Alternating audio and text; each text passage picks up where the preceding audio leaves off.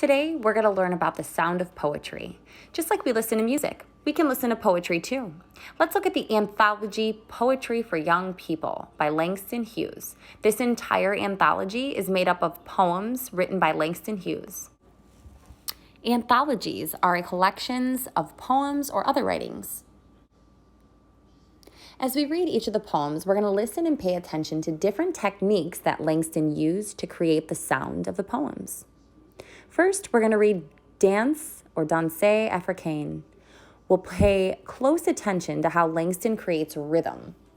Rhythm in poetry is just like the beat in music. Thinking of rhythm as being like the beat in music will help you when you're reading some of the poems. In this poem, Hughes captures the mood of Native African dancing performed to a drum beat. Hughes was one of the first American poets to incorporate African themes into his work. Then we'll take a closer look at Aunt Sue's stories. When we read this poem, we're going to pay attention to how Langston uses repetition of phrases and alliteration. Alliteration alert. Alliteration is the repetition of sounds at the beginning of words to affect the rhythm. If you don't know this, you should probably pause the video now and jot this down in your notes. Finally, we'll read the Wary Blues and pay attention to sound words or onomatopoeia. Onomatopoeia is a word like crash or bam. The words are generally spelled exactly as they sound. Now listen while I read the first poem, Danse Africaine or Danse Africaine.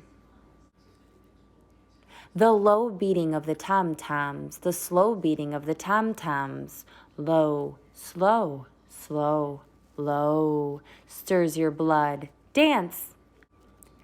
Did you hear a beat in the first stanza? How did Langston create the beat to sound like tom-toms? I'm going to read the poem again, not just the first stanza, the whole poem. But while I'm reading, I'm going to be tapping my hand to the rhythm. I'd like you to tap your feet, if you can, hear a rhythm. The low beating of the tom-toms, the slow beating of the tom-toms, low, slow, slow, low, stirs your blood. Dance!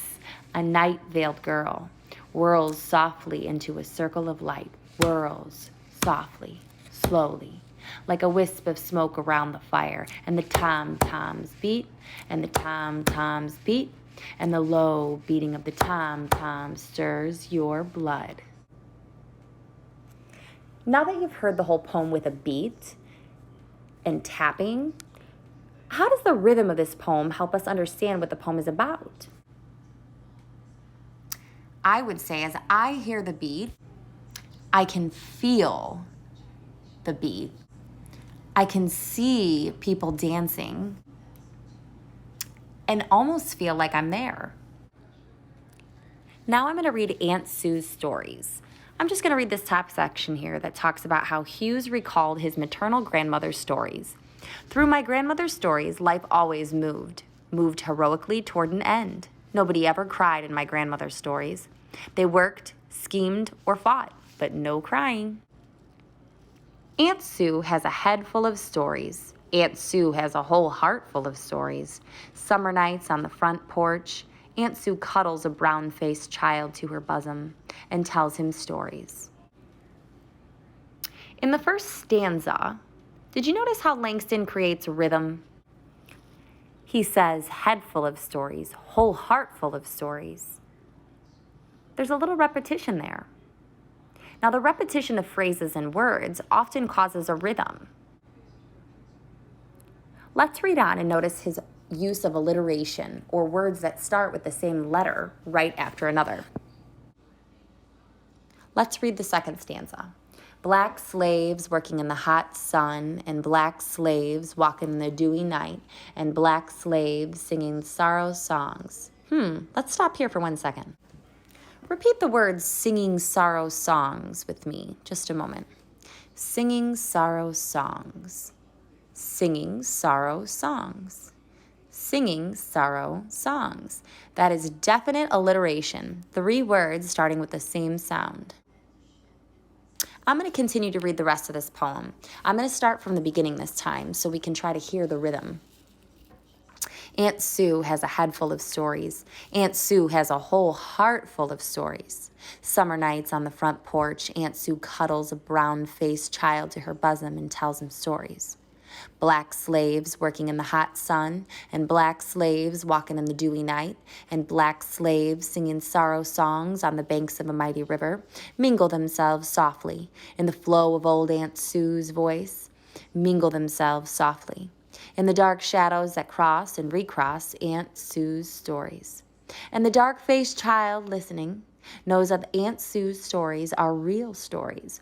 He knows that Aunt Sue never got her stories out of any book at all, but that they came right out of her own life. So we have alliteration here, singing sorrow songs on the banks.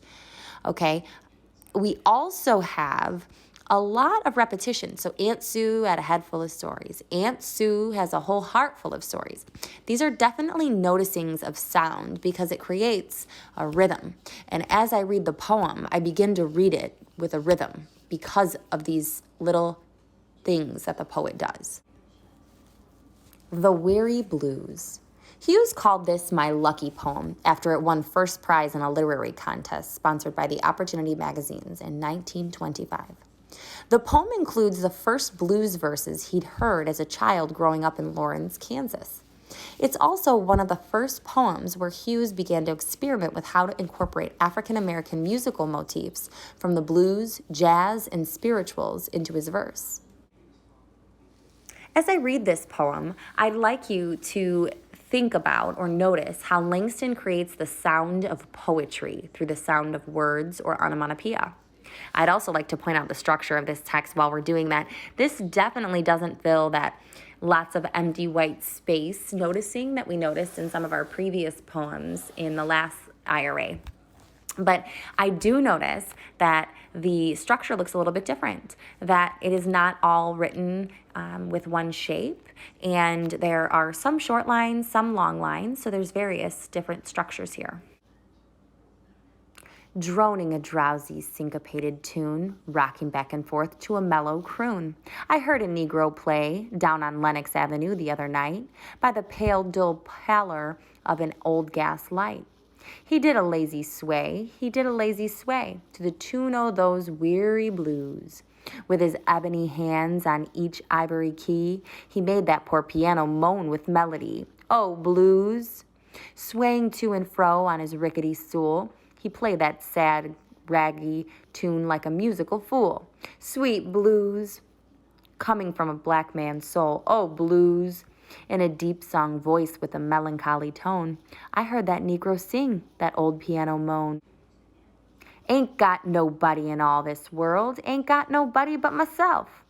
Is gwine to quit my fronin' and put my troubles on the shelf.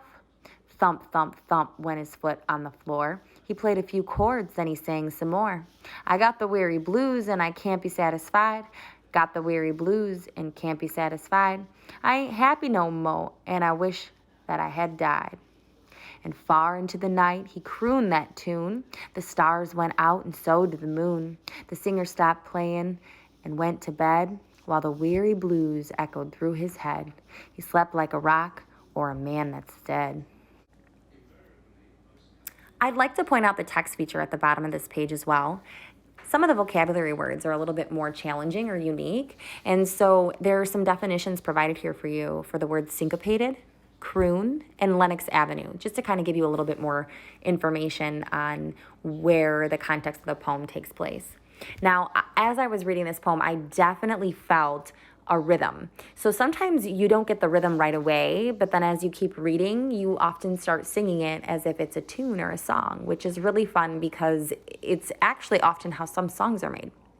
I want you to go back and reread it and think about any types of rhythm that you felt and where they came from. So where do those sounds come from? What helped you? Did you notice any alliteration? How about repetition? Some of the lines were long and some were short, and that really does affect how we read the poem. It almost adds its own rhythm, because every time we move to another line, we naturally pause. This poem really makes me think of a song. I feel as if you can almost just sing the whole thing. Okay, let's come back to the chart and talk about some of the noticings about sound. So some of the things that I think are really important to note are that some poems rhyme and others don't. Okay. Additionally, I noticed that some poems have repeated words or phrases or lines. I also noted that some poems have repeated sounds, alliteration. Some poems also have sounds that are words represented in the poem, which is also known as onomatopoeia. And finally, some lines are short and some lines are longer, and that often gives us a sound or rhythm. So each time we read a poem, I would like us to think about the structure of the text and the noticings about sound.